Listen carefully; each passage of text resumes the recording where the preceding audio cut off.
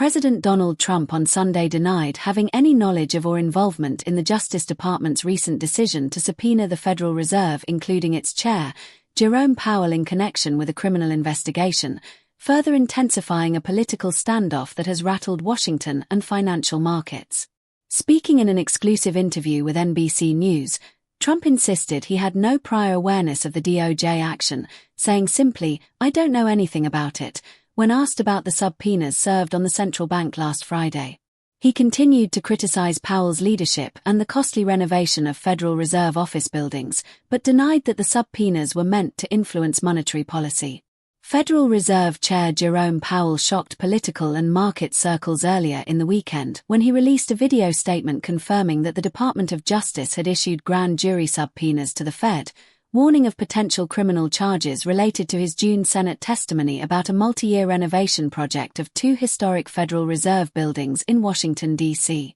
The project, originally estimated at roughly $1.9 billion before climbing to about $2.5 billion, has drawn heavy criticism from the White House, which characterizes it as wasteful and poorly managed. Prosecutors are examining whether Powell provided misleading or false testimony to Congress about the project's cost and scope. Powell framed the investigation in starker terms, saying the subpoenas should be viewed in the broader context of the administration's threats and ongoing pressure, and arguing that the legal move was tied to broader tensions over monetary policy and central bank independence. While Trump denied directing or knowing about the DOJ's decision, he renewed his long-standing criticism of Powell's handling of interest rates and economic policy. He told NBC News that the subpoenas had nothing to do with interest rate decisions and suggested any pressure on the Fed should come from the public, particularly over what he characterizes as far too high interest rates, rather than from the Justice Department. Trump also reiterated his displeasure with the renovation costs, calling Powell certainly not very good at the Fed, and his not very good at building buildings. White House press officials have echoed Trump's denial, stating the president neither ordered nor was involved in the investigation, even as administration figures debated the merits of the DOJ's inquiry.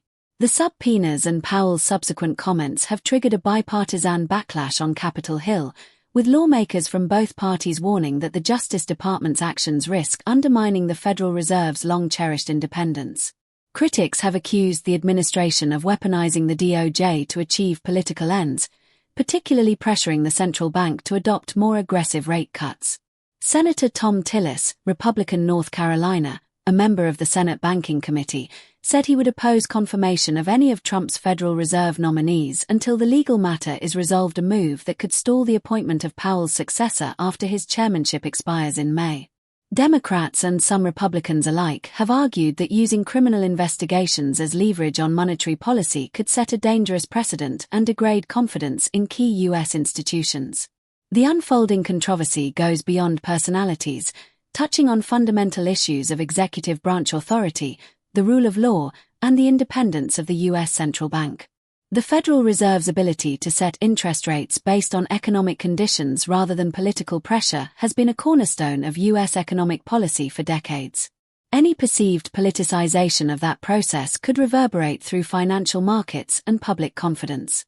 As lawmakers, markets, and institutional leaders digest the implications of the DOJ subpoena and Trump's denial of involvement, the situation remains highly fluid, with potential legal, political, and economic consequences still unfolding.